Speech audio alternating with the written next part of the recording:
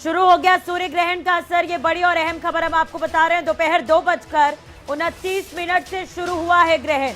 शाम 4:22 से लेकर 5:27 तक ये ग्रहण दिखेगा। पूर्वी भारत को छोड़कर भारत में ये सूर्य ग्रहण का असर दिखेगा। 27 साल बाद ये तस्वीरें सामने आएंगी। आपको बता दें कि जहां पर सूर्य आधा नजर आएगा और इसके ज्योतिष मायने अलग हैं और वैज्ञानिक मायने अलग हैं। ये 3 तस्वीरें हैं। साल का ये आखिरी सूर्य ग्रहण, टर्की, इटली, नॉर्वे, ये 3 तस्वीरें हम आपको दिखा रखे हैं। तो साल का ये अंतिम सूर्य ग्रहण है और कई देशों में भी ये नजर आने वाला है। आपको बता दें, खगोलीय घटना जिसे लेकर कई तरह की मान्यताएं। अमेरिकी स्पेस एजेंसी नासा की तरफ से भी ये कहा गया कि ये जो सूर्य ग्रहण है Europe, north east Africa, middle east, west Asia में नजर आएगा। और ये 3 तस्वीरें हम आपको दिखा रहे हैं। टर्की, इटली, नॉर्वे की ये 3 तस्वीरें आप देख सकते हैं। इसके अलावा भारत की अगर हम बात करें तो अलग अलग हिस्सों में सूर्य ग्रहण की शुरुआत हो गई है। ज्योतिषाचार्य पंडित अरविंद तिवारी जी हमारे साथ जुड़ चुके हैं। आचार्य जी, बहुत बहुत स्वागत है आपका खबरें अभी तक पर। आपसे तो सबसे पहले यही जानना चाहेंगे कि सूर्य ग्रहण की शुरुआत हो गई है। जो दर्शक हमें देख रहे हैं उन्हें एक बार फिर से फौरी तौर पर आप ये बता दें कि वो क्या ना करे सूर्य ग्रहण में। बिल्कुल, और खबरें अभी तक के जितने भी दर्शक हमको देख पा रहे हैं उन सभी को बहुत बहुत नमस्कार। और देखिए, ये जो सूर्य ग्रहण है इसमें हमको खास तौर पे सबसे ज्यादा महत्वपूर्ण चीज है कि आपको भोजन नहीं करना है। भोजन, ब्रह्मचर्य का पालन करना है और कोई भी ऐसा कार्य जो कि नुकीली वस्तु से किया जाए उस कार्य को बिल्कुल भी संपन्न नहीं करना है। और आपको पूरी तरह से धर्म और आध्यात्म में अपनी रुचि को बढ़ाते हुए अपने जीवन को, खास तौर से जब तक सूर्य ग्रहण को मोक्ष प्राप्त ना हो जाए तब तक आप अपने आप को शांत रखें और पूरी तरह से ईश्वरमय बनाकर रखें। जी आचार्य जी, आज के समय में जैसे सूर्य ग्रहण की अगर हम बात करें तो अलग अलग राशियों में अलग अलग प्रभाव हैं, तो कौन सी राशि वाले संभल कर रहे हैं इस दौरान? बिल्कुल, देखिए, ये सूर्य ग्रहण जो पड़ रहा है वो तुला राशि में पड़ रहा है और तुला राशि में ये ग्रहण है। और तुला राशि में आपको समझना चाहिए कि 4 ग्रह एक साथ बैठे हुए हैं, शुक्र, सूर्य, चंद्रमा और केतु। हमारे यहाँ ग्रहण के बारे में जो धार्मिक मान्यता है कि राहु जब सूर्य को ग्रसित कर लेता है तब सूर्य ग्रहण होता है, राहु जब चंद्रमा को ग्रसित करता है तब चंद्र ग्रहण होता है। और आप देखिए कि आज की जो खगोलीय स्थिति है और ग्रह स्थितियां हैं उसमें सूर्य के साथ केतु बैठा हुआ है और राहु सप्तम भाव यानी मेष राशि में विराजमान। और एक चीज और जो हमारे दर्शकों को बताना चाहूंगा, जो लगभग 1300 साल के बाद घटित हो रही है। 1300 वर्ष पहले ग्रहों की स्थिति कुछ इस प्रकार से होती थी जिसमें कुछ ग्रह अपनी राशि में बैठे होते थे, खास तौर से बड़े ग्रह, जिसमें शनि मकर राशि में था, शुक्र तुला राशि में यानी अपनी राशि में, गुरु अपनी राशि यानी मीन राशि में वक्री और बुध अपनी उच्चतम राशि यानी कन्या राशि में वक्री गति से बैठा हुआ। ठीक आज वही स्थिति बन रही है। और आप देखिए कि आज से 27 साल पहले भी दीपावली के दिन ग्रहण पड़ा, अगले दिन ग्रहण पड़ा था। और आज से 10 वर्ष के बाद भी दीपावली के अगले दिन यानी कार्तिक मास के कृष्ण पक्ष की अमावस्या के दिन ये ग्रहण पड़ेगा। तो इस ग्रहण का अपने आप में बहुत बड़ा कारण है, इसको समझने की आवश्यकता है। क्योंकि आप देखेंगे कि अगले वर्ष शनि का ट्रांजिट मकर से निकलकर कुंभ राशि में होने जा रहा है। भारतवर्ष, चूंकि भारतवर्ष का जब स्वतंत्र हुआ था यानी 15 अगस्त 1947 को और मध्य रात्रि में भारत एक स्वतंत्र देश के रूप में हमारे सामने अस्तित्व में आया था, तब वृषभ लग्न कर्क राशि रही थी। और आप देखिए कि अगले वर्ष शनि जो है भारत की राशि से अष्टम भाव में यानी ढैया के स्वरूप में आएगा और आप देखेंगे कि इस ग्रहण का असर आपको अगले वर्ष पूरी तरह से दिखाई देगा। जब शनि अष्टम भाव में होगा, गुरु जो भारत की अर्थव्यवस्था का स्वामी ग्रह है और वह मेष राशि में प्रवेश करेगा, तो अगला वर्ष भारत की अर्थव्यवस्था को कहीं ना कहीं बहुत कष्टकारी बनाने जा रहा है ग्रहों के हिसाब से। और जी। इस सूर्य ग्रहण में आप देखेंगे कि भारतवर्ष की कुंडली का जो लग्नेश है यानी शुक्र, तो सूर्य के साथ बैठा हुआ है, अस्त होकर पड़ा हुआ है। और आप देखेंगे कि भारतवर्ष में आने वाले दिनों में जनता कुछ ना कुछ कष्ट अवश्य होने वाला है, क्योंकि एक ही पखवाड़े में दो ग्रहण, अभी आज सूर्य ग्रहण है और अगले 15 दिवस के अंदर चंद्र ग्रहण पड़ने वाला है, जो कि देव दीपावली के दिन पड़ेगा, जो अपने आप जी। में एक बड़ी खगोलीय घटना है। जी जी बिल्कुल, आचार्य जी बने रहेगा हमारे साथ। परवेज खान यमुनानगर से हमारे साथ जुड़े हुए हैं। परवेज, इस वक्त आप कहां पर मौजूद हैं? सूर्य ग्रहण का वक्त है, शुरुआत हो गई है, किस तरह का नजारा वहां पर देखने को मिल रहा है?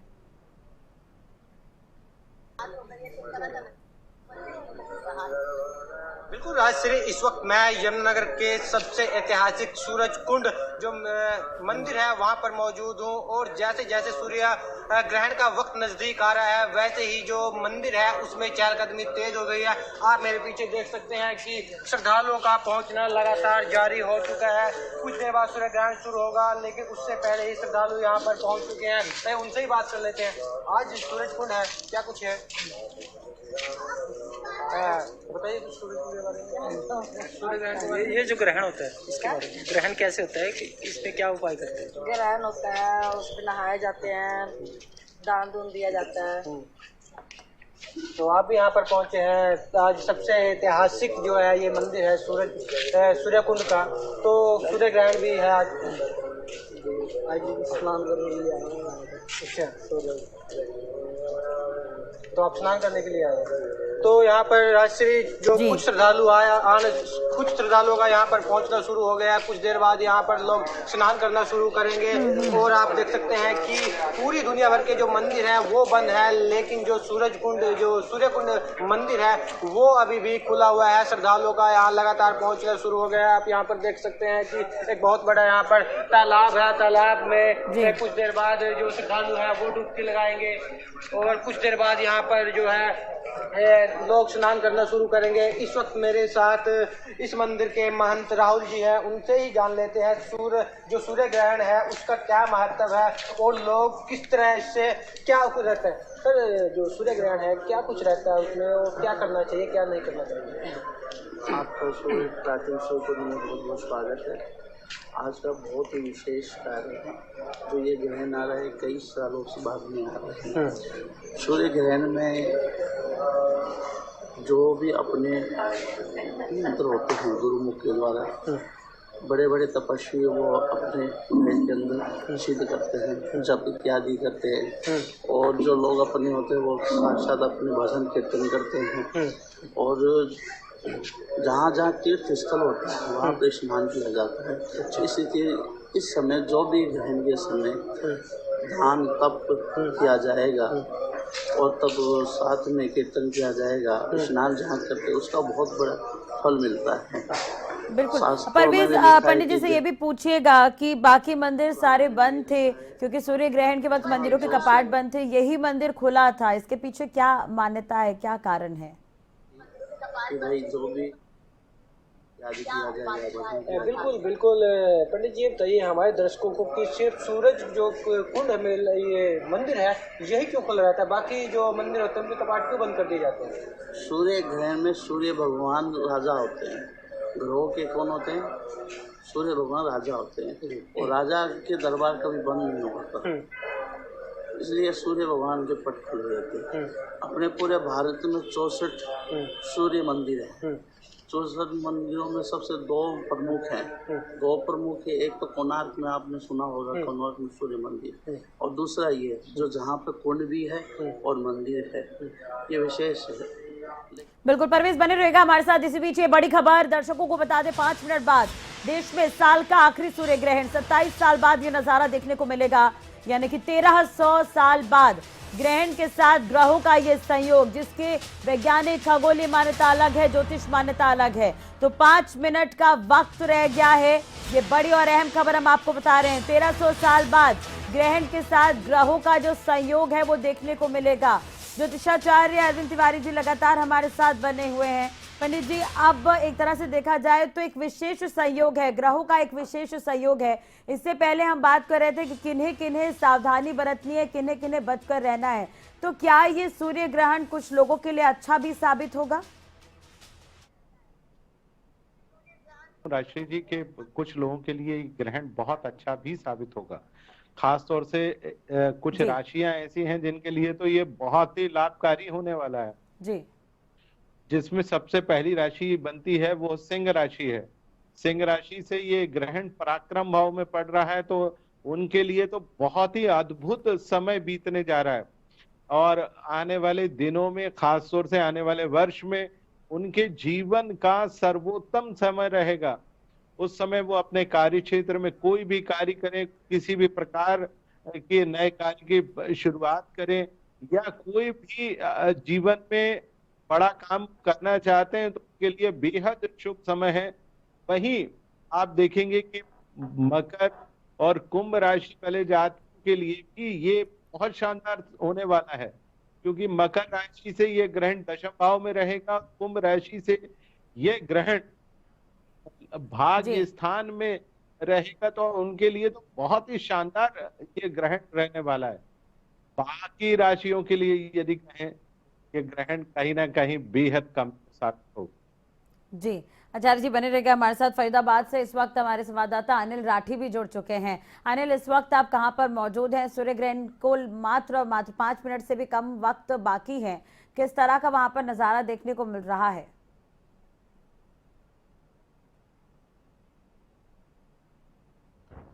बिल्कुल राशि जी, देखिए अगर फरीदाबाद में सूर्य ग्रहण की बात कर जाए तो फरीदाबाद दिल्ली एनसीआर के अंदर ही पड़ता है, और दिल्ली एनसीआर में 4:29 पे जिस तरीके से समय जो बताया जा रहा है वैदिक परंपराओं के अनुसार कि सूर्य ग्रहण जो है वो दिखाई देगा, उसका असर जो है वो फरीदाबाद दिल्ली एनसीआर के अंदर रहेगा, और लगभग 5:49 तक जो है वो इसका असर जो है वो दिल्ली एनसीआर के अंदर रहेगा। तो तमाम तरीके की जिस तरीके से भावनाएं, जिस तरीके से लोगों की आस्था जुड़ी हुई है, तो उसको लेकर के तमाम कपाट जो, क्योंकि सूतक इस समय जिस तरीके से बताया जा रहा है सूतक लग चुका है, और तमाम तरीके मंदिरों के कपाट जो है वो फिलहाल परमानेंटली बंद कर दिए गए हैं। जब तक जो सूर्य ग्रहण का समय है उस दौरान जो है वो किसी भी तरीके की जो लोग भजन पाठ जो भी करना चाहते हैं वो अपने घरों में बैठकर कर सकते हैं, या फिर बाहर मंदिर के बाहर से ही जो है वो नतमस्तक हो सकते हैं भगवान के। तो कहीं न कहीं जो भावनाएं, धारणाएं जो जुड़ी हुई हैं सूर्य ग्रहण को लेकर के, वो तमाम तरीके की धारणाएं जो है वो अब लोगों के अंदर यहाँ पे दिखाई दे रही हैं, और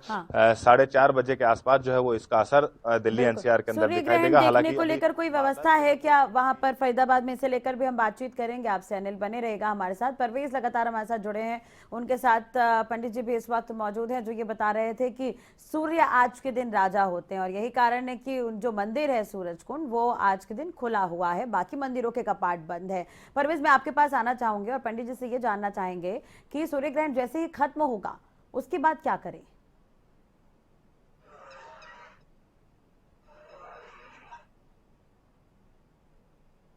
मंची से पूछता हूँ कि अब जब सूर्य ग्रहण खत्म होगा उसके बाद क्या किया जाएगा?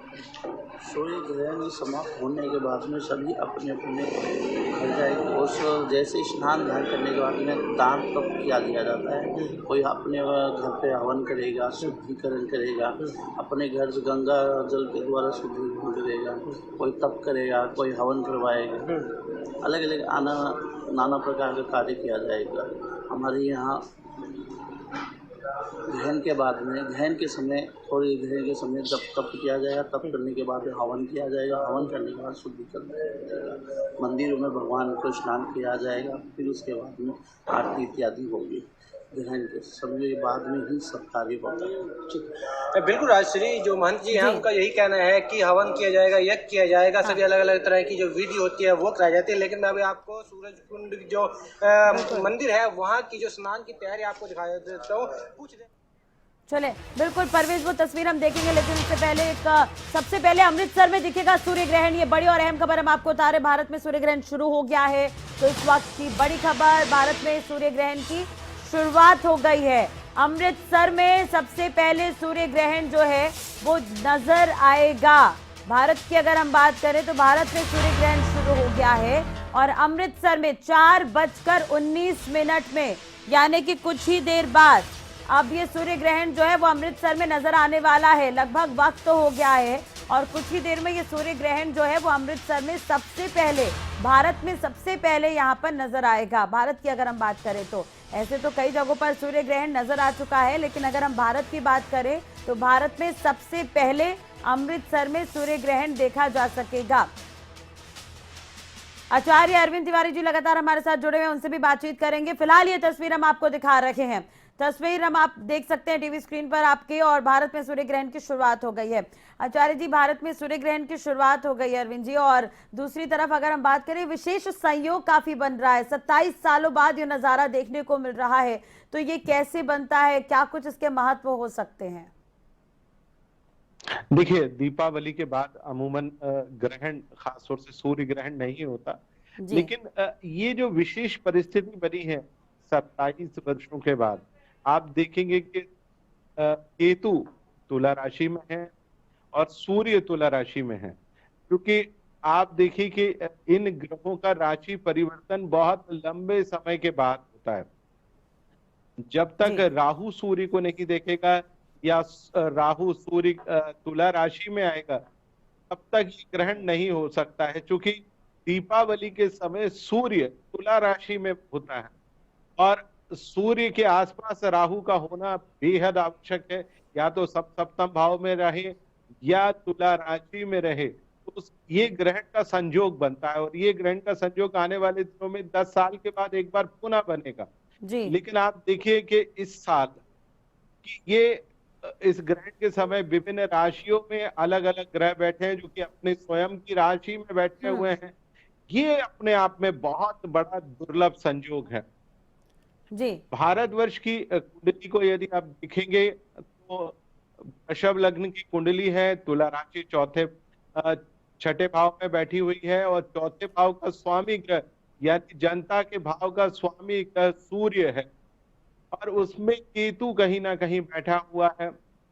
तो केतु एक प्रकार से वर्ग संघर्ष की स्थितियों को भी बताता है कि विभिन्न जाति और विभिन्न वर्गों में कहीं ना कहीं संघर्ष की स्थिति निर्मित होगी और अगले साल जब शनि पूरी तरह से अष्टम भाव में पहुंचेगा तब ये स्थितियां और भी ज्यादा तेजी से बढ़ेंगे, यानी कहीं ना कहीं वर्ग संघर्ष और अर्थव्यवस्था को ये बहुत नुकसान पहुंचाएगा।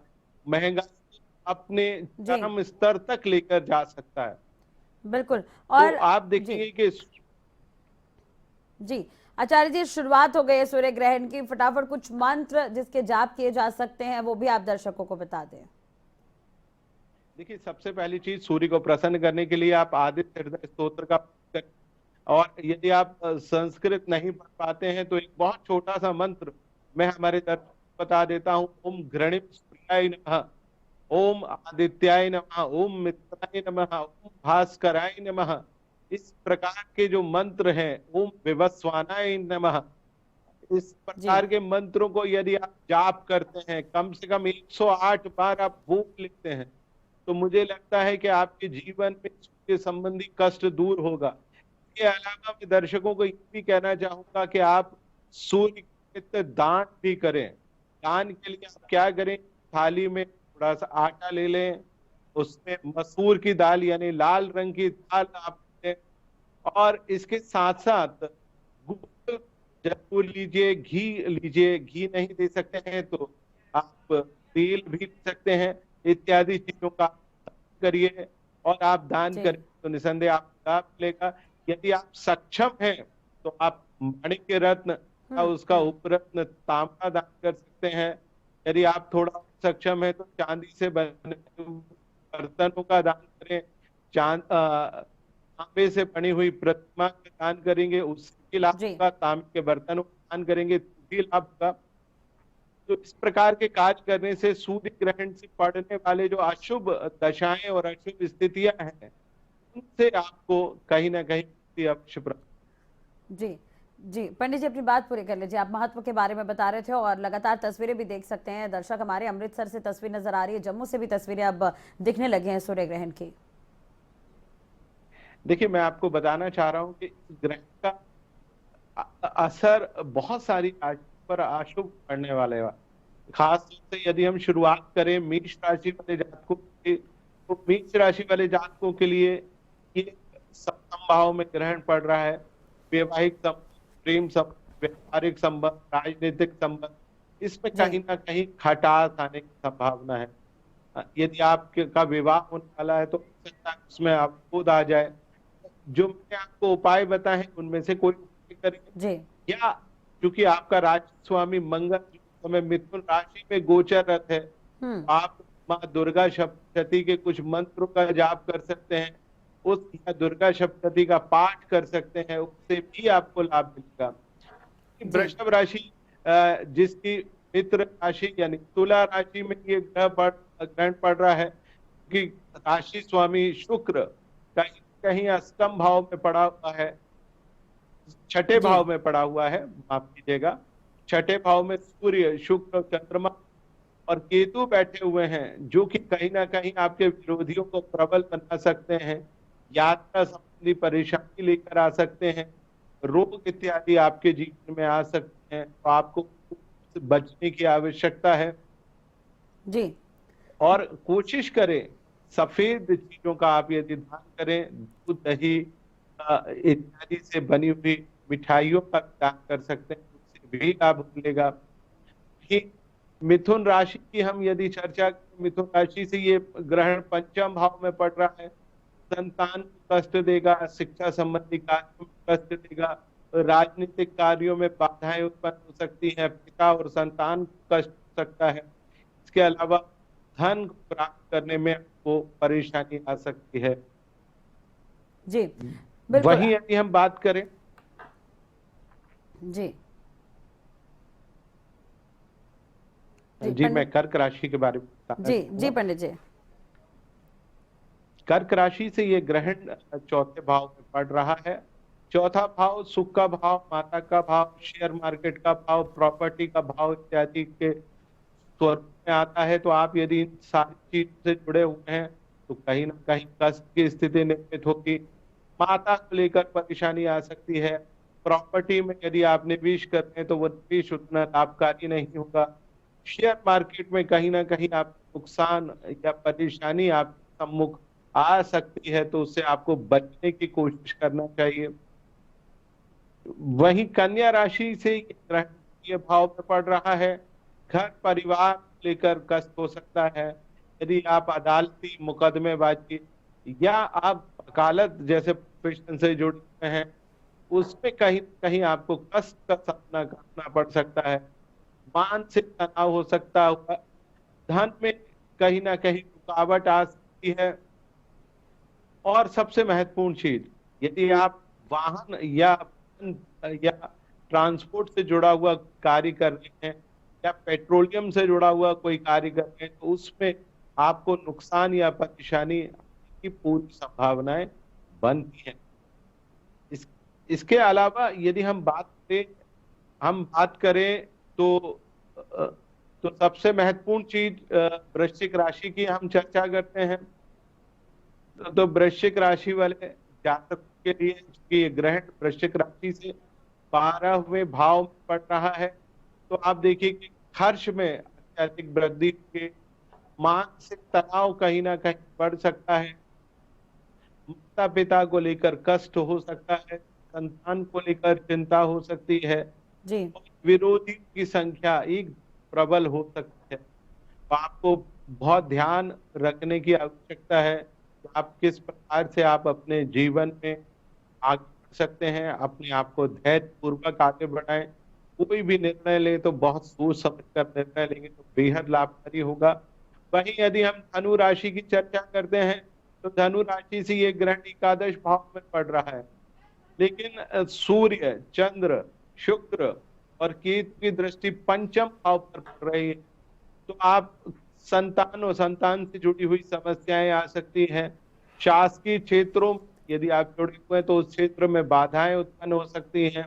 जी मानसिक तनाव काफी हद तक बढ़ सकता है, भाग में अवरोध आ सकते हैं, तो इस प्रकार की स्थिति निर्मित होगी। वहीं मकर राशि से ये ग्रहण दशम भाव में पड़ेगा, कार्य क्षेत्र में परेशानी लेकर आएगा। आपके जीवन में शत्रु विरोधियों की संख्या बढ़ सकती है, वाहन से कष्ट हो सकता है, माता को लेकर परेशानी हो सकती है, प्रॉपर्टी और शेयर मार्केट में भी ये आपको नुकसान दे सकता है। जी वहीं यदि बात करते हैं कुंभ राशि वाले जातक की, कुंभ राशि से ये ग्रहण भाग्य स्थान में पड़ रहा है, तो कहीं ना कहीं आपके वैवाहिक प्रेम संबंध, व्यापारिक संबंधों में उतार चढ़ाव की स्थिति लेकर आ सकता है। मित्रों और परिजनों से जिस लाभ की आप अपेक्षा कर रहे हैं, लाभ आपको उतना प्राप्त नहीं होगा जितनी की आप अपेक्षा कर रहे हैं। धन को लेकर चिंता जी आपके मन में बनी रहेगी। अंत राशि यानी मीन राशि की और चर्चा कर देता हूँ कि इस समय मीन लग्न में ये ग्रहण पड़ रहा है और मीन राशि है, तो मीन राशि वाले जातकों के लिए ये ग्रहण बहुत ही शुभ नहीं रहेगा, क्योंकि अष्टम भाव में है। कहीं ना कहीं कष्ट की स्थिति बहुत ज्यादा रहेगी, नेत्रों से जुड़ी हुई परेशानी आ सकती है, घर परिवार से जुड़ी जी हुई परेशानी आ सकती है, वाहन को लेकर परेशान हो सकते हैं। तो इस प्रकार की परेशानी मीन राशि वाले रहेगी। जी चलिए, आपने तमाम राशियों को लेकर भी जानकारी दे दी एक एक करके कि सूर्य ग्रहण को लेकर क्या कुछ हो सकता है राशियों के हिसाब से। ठीक है, चलिए अब ये बड़ी खबर हम आपको बता रहे हैं। आचार्य जी बने रहेगा हमारे साथ। दिल्ली से ये बड़ी खबर है, दिल्ली में सूर्य ग्रहण लग चुका है। ये बड़ी और अहम खबर, भारत में अब सूर्य ग्रहण धीरे धीरे दिखने लगा है। सबसे पहले सूर्य ग्रहण की तस्वीर जो है वो अमृतसर में नजर आई, उसके बाद जो सूर्य ग्रहण की तस्वीर है अब अलग अलग जगहों पर भी दिखने लगी है। दिल्ली में भी सूर्य ग्रहण लग चुका है। 4:29 का जो वक्त था वो था दिल्ली में सूर्य ग्रहण लगने का। अब दिल्ली में भी सूर्य ग्रहण जो है वो नजर आने लगा है। कमल कौशिक संवाददाता मेरे सहयोगी लगातार जुड़े हुए हैं कुरुक्षेत्र से। कमल, मैं आपके पास आना चाहूंगी, अब कुरुक्षेत्र में क्या कुछ चल रहा है इस वक्त, आप जहां पर मौजूद हैं?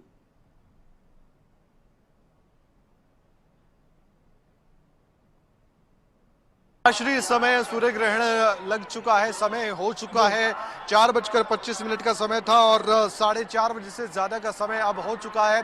श्रद्धालु यहाँ पर आस्था की डुबकी लगाते नजर आए। एक बार मैं नजारा दिखाना चाहूंगा। आप देख सकते हैं मेरे पीछे, यहाँ पर हजारों की संख्या में, हो सकता है कि लाख की भी संख्या हो, कहना मुश्किल है, लेकिन लगभग 70 से 80 हजार के करीब लोग यहाँ पर पहुंचे हैं। जहां देखेंगे आप, सिर्फ आपको यही नजारा दिखाई देगा, जहां पर श्रद्धालु आस्था में डूबे हुए हैं, आस्था की डुबकी लगाते हुए नजर आ रहे हैं, गीत गाते हुए नजर आ रहे हैं। सूर्य ग्रहण कई जगह लग चुका, आंशिक रूप से कुरुक्षेत्र में भी सूर्य ग्रहण लग चुका है, जिसका समय शुरू हो चुका है। ये 6:25 तक आंशिक रूप से सूर्य ग्रहण कुरुक्षेत्र में लगा रहेगा। ये तस्वीरें काफी खास हैं सूर्य ग्रहण, क्योंकि इस साल का ये आखिरी सूर्य ग्रहण है, वो भी दीपावली के ठीक बाद, और क्योंकि त्योहारों की जो श्रृंखला है वो टूटी है। और आप जानते हैं राजश्री, इसके बारे में पहले भी हम जिक्र कर चुके हैं, जहां पर दीपावली, उसके बाद सूर्य ग्रहण, फिर गोवर्धन, फिर भैया दूज, एक श्रृंखला होती थी जहां पर अगले दिन से ही लगभग 3 से 4 त्योहार चलते रहते थे। लेकिन इस बार सूर्य ग्रहण की वजह से ये सब कुछ हुआ और वो श्रृंखला टूटी। लेकिन जिस तरह से तस्वीरें आप देख पा रहे हैं राजश्री, ये काफी खास तस्वीरें हैं। इन तस्वीरों के माध्यम से घर बैठे जो लोग हैं वो भी नजारा देख पा रहे होंगे कि आस्था की डुबकी कैसे यहाँ पर श्रद्धालु लगाते नजर आए हैं। अब जो नजारा है वो ये है, पहले लग रहा था सुबह की काफी कम भीड़ हो सकती है, लेकिन जैसे जैसे समय गुजरा और दोपहर 2 बजे के बाद यहाँ पर लोगों की संख्या काफी बढ़ गई। इसके अलावा ब्रह्मसरोवर के बाहर भी आप देखेंगे काफी भीड़ लगी हुई है, दूर दूर तक लोगों की पार्किंग है। अपने वाहन को लोग बहुत दूर पर पार्क कर फिर यहाँ पर पैदल पैदल पहुंच रहे हैं, इसलिए और भी ज्यादा भीड़ अभी बढ़ेगी, क्योंकि ये समय लगभग 2 घंटे का जब सूर्य ग्रहण लगा रहेगा और उन 2 घंटों के दौरान यहाँ पर श्रद्धालु आस्था में डूबे हुए डुबकी लगाते इस ब्रह्म सरोवर में नजर आएंगे। ये भव्य नजारा आप देख सकते हैं खबर तक के माध्यम से, और सभी दर्शक घर बैठे नजारा देख पा रहे हैं हमारे माध्यम से। ये काफी खास तस्वीरें कुरुक्षेत्र के ब्रह्म सरोवर से, जिसकी मान्यता बहुत है। जब जब सूर्य ग्रहण लगा, यहाँ पर काफी संख्या में लोग मौजूद रहकर यहाँ गीत गाते हैं और साथ ही उनकी श्रद्धा देखी जाती है। काफी मान्यताएं मान्यताएं हैं, बिल्कुल, महाभारत और से काफी जुड़ी भीड़ भी मान्यता वहां पर यहाँ नजर पर आ रही है। है। इसके कुरुक्षेत्र अलावा में यहाँ श्री पर कृष्ण मेले को का लेकर भी यहाँ आयोजन पर किया गया मान्यताएं है। बहुत कई बहुत शुक्रिया कमल महिमा, तमाम कई जानकारी देवी और देवता यहाँ बातचीत पर के लिए। तस्वीरें आगे भी हम आपको दिखाएंगे दर्शकों को। फिलहाल ये जानकारी दे दें कि दिल्ली में सूर्य ग्रहण की शुरुआत हो गई है। 4:29 का वक्त था। अमृतसर में सबसे पहले सूर्य ग्रहण जो है वो नजर आया। 4:19 का जो वक्त था। अब थोड़ी देर बाद जयपुर में भी शुरुआत हो गई है ग्रहण की, और अब थोड़ी देर बाद मुंबई, रायपुर, इंदौर, उदयपुर, लुधियाना में भी शुरुआत हो गई है सूर्य ग्रहण की। शिमला में भी शुरुआत हो गई है। लखनऊ में कुछ ही देर में शुरुआत होगी। इसके अलावा कोलकाता में कुछ देर बाद सूर्य ग्रहण देखने को मिलेगा। चेन्नई में कुछ देर बाद सूर्य ग्रहण देखने को मिलेगा। बेंगलुरु में 5:12 में सूर्य ग्रहण देखने को मिलेगा। पटना की अगर हम बात करें तो 5 मिनट का वक्त जो है वो बाकी है जब यहाँ पर सूर्य ग्रहण नजर आएगा। गांधीनगर में भी 2 से 3 मिनट बाद सूर्य ग्रहण देखने को मिलेगा। देहरादून में भी सूर्य ग्रहण की शुरुआत हो गई है। आचार्य जी लगातार हमारे साथ बने हुए हैं जानकारी के साथ। आचार्य जी, एक तरह से देखा जाए तो ये वाकई, जैसा कि कमल मेरे सहयोगी इस बात का भी जिक्र कर रहे थे कि जो त्योहारों की जो श्रृंखला होती थी, यानी कि दिवाली के बाद हम गोवर्धन पूजा, भैया दूज, ये तमाम तरह के त्योहार मनाते थे, ये श्रृंखला इस बार टूट गई है। बिल्कुल, आपको मैं बताना चाहूंगा कि सूर्य जी। ग्रहण के बाद अन्नकूट यानी गोवर्धन पूजा का त्योहार नहीं मनाया जा सकता है। जी। और सबसे बड़ी बात यह है कि अमावस्या तिथि अभी भी बनी हुई है। क्योंकि ग्रहण जब होता है तो सूर्य और चंद्रमा दोनों एक साथ होते हैं, और जैसे ही चंद्रमा अगले दिन यानी प्रतिपदा को पहुंचता है तब गोवर्धन पूजा यानी अन्नकूट होती है। तो जी। इस बार चंद्रमा की जो तिथियां हैं वो ओवरलैप बहुत ज्यादा हुई हैं। जैसा आपने देखा होगा, धन त्रयोदशी 2 दिन मनाई गई, बिल्कुल। जी। और आप देखिए कि दीपावली के पर्व का त्योहार ठीक धन त्रयोदशी के बाद ही आ गया, और नरक चतुर्दशी यानी रूप चतुर्दशी का त्योहार लोग मना ही नहीं पाए। तो ये अमूमन चंद्रमा के ओवरलैपिंग होने के कारण चंद्रमा एक नक्षत्र से दूसरे नक्षत्र या एक तिथि से दूसरी तिथि तक समय पर नहीं पहुंच पाता है। इसके चलते ये स्थितियां निर्मित होती हैं, और चूंकि ग्रहण काल था तब तक वो प्रतिपदा में नहीं पहुंचेगा। आज शाम को वो प्रतिपदा में पहुंचेगा, जिसके चलते कल सुबह अन्नकूट यानी गोवर्धन पूजा मनाई जाएगी। और जो कि हमारे देश का सबसे बड़ा त्योहार है, क्योंकि पंजाब, हरियाणा, हिमाचल, उत्तराखंड, मध्य प्रदेश, राजस्थान में गोधन यानी गाय और बैल और बहुत सारे पशु पाले जाते हैं, जिससे दुग्ध प्राप्त होता है, जो हमारे कृषि कार्य में सहयोग प्राप्त करते हैं। तो उनकी पूजा अर्चना का पर्व है, उसको कल मनाया जाएगा। जी। आचार्य जी, एक चीज और कि अगर जैसे ही ये सूर्य ग्रहण खत्म होगा उसके बाद क्या करें? जी, देखिए, सूर्य ग्रहण समाप्त होने के बाद सबसे पहले आप स्नान ध्यान करना चाहिए, क्योंकि सूर्य की जो किरणें आपके ऊपर पड़ रही हैं, बेशक आप अपने घर के अंदर ही क्यों ना हो, लेकिन सूर्य की किरणों का प्रभाव आपके ऊपर पड़ता है। मैं हमारे दर्शकों को एक तिथि के बारे में बताना चाहूंगा कि जब मकर संक्रांति आती है जनवरी के माह में, तो पूरे देश के लोग पवित्र स्थलों में स्नान करने जाते हैं। उसके पीछे का कारण ये होता है कि सूर्य पूरे धनु राशि यानी मल मास में होता है, अर्थात उसकी अशुभ किरणें हमारे ऊपर पड़ रही हैं, हमारे घर के ऊपर, हमारे शरीर के ऊपर, हमारी सारी चीजों के ऊपर। हम अपने किरणों से मुक्ति पाना चाहते हैं, इस स्नान ध्यान करके, तेल इत्यादि की मालिश करके, काले तिल इत्यादि की मालिश करके या तिल का तेल लगाकर हम अपने शरीर पर लगाकर फिर स्नान करते हैं। जितनी भी नकारात्मक ऊर्जा हमारे शरीर पर पड़ी है उससे हमको निजात मिलती है। जी। और आप इसके अलावा स्नान करने के बाद दान करने का बहुत बड़ा महत्व होता है कि आप दान इत्यादि देते हैं, कि आपके ऊपर जिन अशुभ ग्रहों की दृष्टि पड़ी, आपने उनसे संबंधित वस्तुओं का दान किया, तो आपके ऊपर उन अशुभ ग्रहों का अशुभ प्रभाव बिल्कुल नहीं पड़ेगा।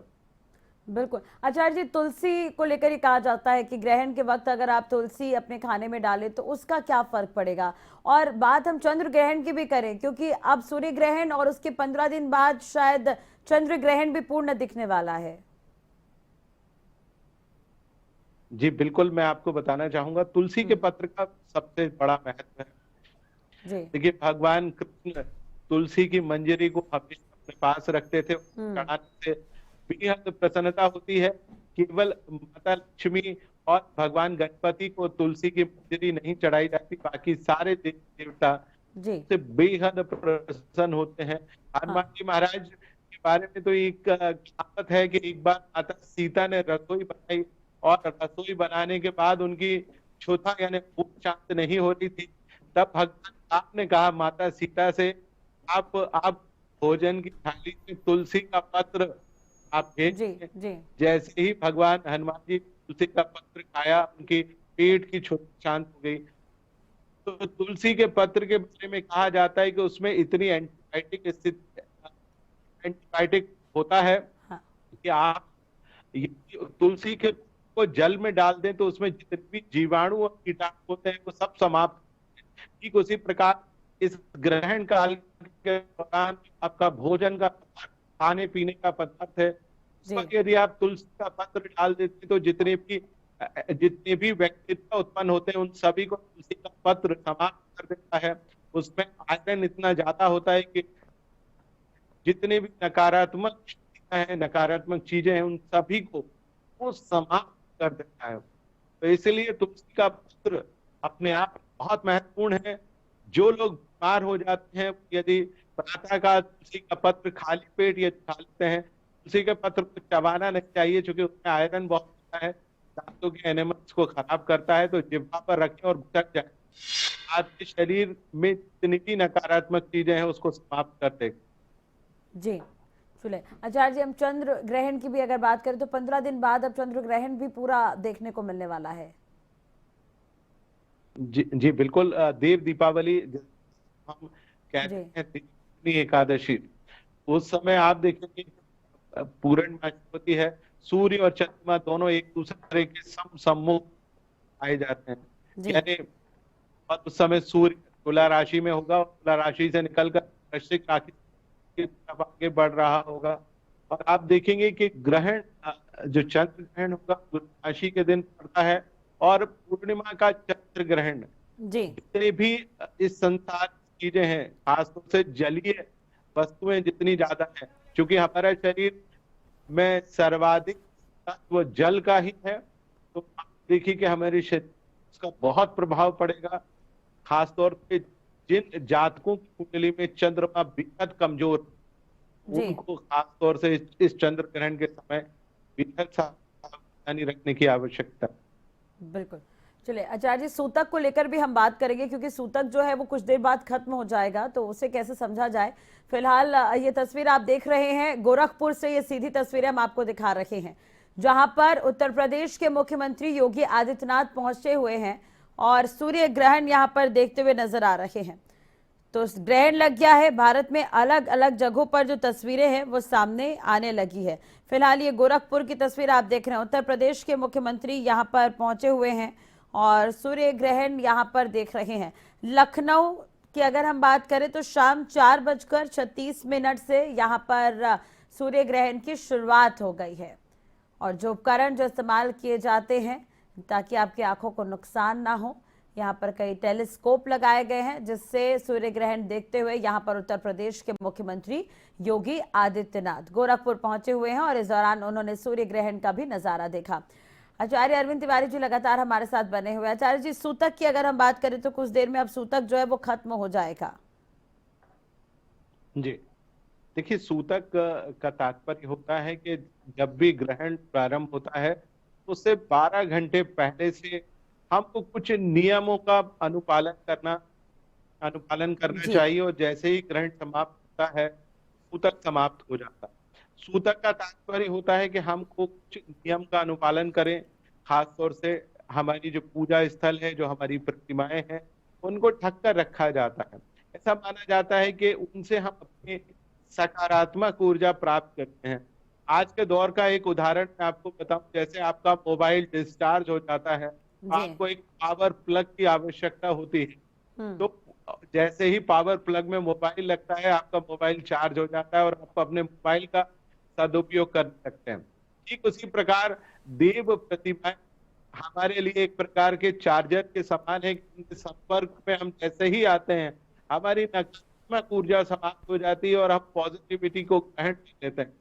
तो ये जो ग्रहण के समय निकलने वाली नकारात्मक ऊर्जा है, जी। उस समय को प्रतिमाओं को बचाने के लिए उनको ढककर रखा जाता है, ऊनी या सूती वस्त्रों से ढककर रखा जाता है, क्योंकि इससे कोई भी नकारात्मक ऊर्जा प्रवेश नहीं कर पाती है, इसलिए उनको ढककर रखा जाता है। खाद्य पदार्थ, उनके बारे में कहा जाता है कि 12 घंटे पहले से ही ग्रहण प्रारंभ होने लगता है, उनमें कहीं ना कहीं खाद्य पदार्थों में बैक्टीरिया डेवलप होने लगते हैं, जिसको वैज्ञानिकों ने भी प्रमाणित किया है कि ग्रहण के समय स्थितियां निर्मित होती हैं। तो आप देखिए कि हमारे खाद्य पदार्थ हैं, उनमें 12 घंटे पहले ही तुलसी का पत्र डाल दिया जाता है, पानी में तुलसी का पत्र डाल दिया जाता है, जिसको हम पानी पीते हैं, जिसकी हम सबसे ज्यादा आवश्यकता होती है। या कहीं पर भी बंद जो डब्बों में भी खाद्य पदार्थ होते हैं, उनको खोलकर उसके अंदर तुलसी का पत्र रखा जाता है, ताकि ग्रहण काल के दौरान ये खराब हो। और जैसे ही ग्रहण काल यानी सूतक समाप्त होता है, तो हम अपने मंदिर को धोकर साफ कर यदि धोना संभव ना हो तो गंगा जल या गंगा जल ना हो तो एक तुलसी का पत्र जल में डालकर पुष्प से हमारी जो घर की प्रतिमाएं, फोटो इत्यादि है, उस पर जल छिड़का जाता है, पूरे घर में जल छिड़का जाता है, ताकि सूर्य ग्रहण के समय उत्पन्न हुई नकारात्मक ऊर्जा से एक प्रकार से मुक्ति मिले, निजात मिले, उसको करें। उसके बाद स्वयं को भी स्नान करके शुद्ध किया जाता है। तदुपरांत यदि जो भोज्य पदार्थ आपके यहाँ बना हुआ रखा है, उसको कहीं ना कहीं हम ऐसी जगह डाल दें जिससे किसी के कोई भी उसका सेवन ना कर सके, और एक नए प्रकार से भोज्य पदार्थ बनाकर घर में सभी को खिलाया जाए। चूंकि ये पंचदशी पर्व चल रहा है, यानी धनतेरस से यम द्वितीया तक, भाई दूज तक का ये पर्व, इसमें तरह तरह की मिठाइयां बनाई जाती हैं। आप मिठाइयों में तुलसी का पत्र रखें ताकि नकारात्मक ऊर्जा उसमें ना, और आप एक बार पुनः उसका सेवन कर सकें। जी चलिए आचार्य जी, अब ये सूतक को लेकर तो बात हो गई, वहीं दूसरी तरफ जैसे अलग अलग जगहों पर अब सूर्य ग्रहण का जो असर है वो नजर आने लगा है, तो कुल मिलाकर जैसा कि राशि फलों के हिसाब से भी आपने बताया कि किसके लिए फायदेमंद है, किसके लिए नुकसानदेह है, किन्हें संभल कर रहने की आवश्यकता है। बने रहिएगा हमारे साथ। फिलहाल ये तस्वीरें लगातार हम दर्शकों को टीवी स्क्रीन पर दिखा रहे हैं। उत्तर प्रदेश के मुख्यमंत्री योगी आदित्यनाथ यहाँ पर सूर्य ग्रहण का नजारा देखते हुए तस्वीर देख सकते हैं। सबसे पहले अमृतसर में ये सूर्य ग्रहण नजर आया, उसके बाद अलग अलग शहरों पर ये सूर्य ग्रहण देखने को मिला। और आपको ये भी बता दें कि जैसे ही सूर्य ग्रहण की शुरुआत हुई, अब पहले से ही व्यवस्था थी, खगोलीय घटना के हिसाब से अगर हम बात करें तो समय के अनुसार बिल्कुल सूर्य ग्रहण वैसा ही देखा जा रहा है। तो सीएम योगी यहाँ पर सूर्य ग्रहण देख रहे हैं, साल का ये आखिरी सूर्य ग्रहण। आचार्य जी से एक और सवाल। आचार्य जी, एक चीज और है कि कई मान्यताएं हैं, गंगा जल का छिड़काव किया जाना जरूरी है सूर्य ग्रहण खत्म होने के बाद, और गर्भवती महिलाएं सूर्य ग्रहण नहीं देख सकती। बिल्कुल, आपकी दोनों बातें यथार्थ सत्य हैं। सबसे पहले मैं गर्भवती महिलाओं की बात कर लेता हूँ। देखिए, गर्भ में जो पल रहा शिशु होता है, उसको 9 महीने के बाद इस धरती पर आना है, प्रकट होना है, माता के गर्भ से प्रकट होना है, और वह बेहद संवेदनशील होता है। और आप देखिए कि पीठ में एक प्रकार की थैली यानी जल में स्थित होता है, कहीं उसके ऊपर किसी भी प्रकार से कोई नकारात्मक असर ना पड़े, इसलिए ग्रहण काल के दौरान पीठ पर जिस गर्भ में वो स्थित है उसके ऊपर एक गेरू, लाल रंग का गेरू, जो कि बाजार में किसी भी पाई वाले के यहाँ मिल जाता है जी, गेरू का लेपन गर्भ के ऊपर किया जाता है, पीठ के ऊपर किया जाता है। और जो महिला जिनके गर्भ में शिशु है, उनसे कहा जाता है कि आप ऐसे स्थान पर रहें जहां पर सूर्य की किरणों का प्रवेश ना हो पाए, तो वहां पर आप बैठे, और किसी भी कोई नुकीली चीज को आप अपने हाथ में रखे ना रखें, ताकि गर्भस्थ शिशु के बहुत संवेदनशील होता है, हमारे यहाँ महाभारत काल में इस बात का उल्लेख है कि अभिमन्यु जब गर्भ में थे तो अर्जुन ने जिस प्रकार से चक्रव्यूह के बारे में बताया था वो सुनता है। और आज के वैज्ञानिकों के द्वारा ये सिद्ध किया गया है कि गर्भस्थ शिशु के ऊपर माता के ऊपर पड़ने वाले प्रभाव का पूर्ण असर पड़ता है। इसलिए ग्रहण के दौरान आपको बेहद अलग रहने की आवश्यकता है। और जब ग्रहण पूरा हो जाए तो आप गेरू को धो लें, आप जी। कर लें। और गंगा जल के बारे में कहा जाता है कि कभी खराब नहीं होता, हर प्रकार की शुद्धता उसमें पाई जाती है। गंगा जल से घर में छिड़काव किया जाता है। आप यदि स्नान करने की स्थिति में जी। नहीं है तो हमारे बहुत सुंदर सा मंत्र है, ओम आप पवित्रो पवित्र वा। आप लिखते हुए आप अपने ऊपर गंगा जल छिड़काव करें और गंगा जल छिड़कने मात्र से ही आप पूर्णतः शुद्ध हो जाएंगे। जी आचार्य जी, बहुत बहुत शुक्रिया ये तमाम जानकारी देने के लिए और तमाम राशिफलों के हिसाब से आपने ग्रहण के महत्व को भी बताया है। इसके अलावा एक बार फिर से दर्शक जो हमें देख रहे हैं उन्हें जानकारी दे दें कि भारत में सूर्य ग्रहण की शुरुआत हो गई है और सूतक जो है वो कुछ ही देर में खत्म हो जाएगा और जैसे ही ग्रहण खत्म होगा वैसे ही सूतक खत्म हो जाएगा। तो आचार्य अरविंद तिवारी जी हमारे साथ जुड़े हुए थे जो ये जानकारी दे रहे थे कि ग्रहण में क्या कुछ करना है, ग्रहण के बाद क्या कुछ करना है और ग्रहण के चलते में क्या कुछ नहीं करना है, तो उसका पालन करें तो बेहतर होगा।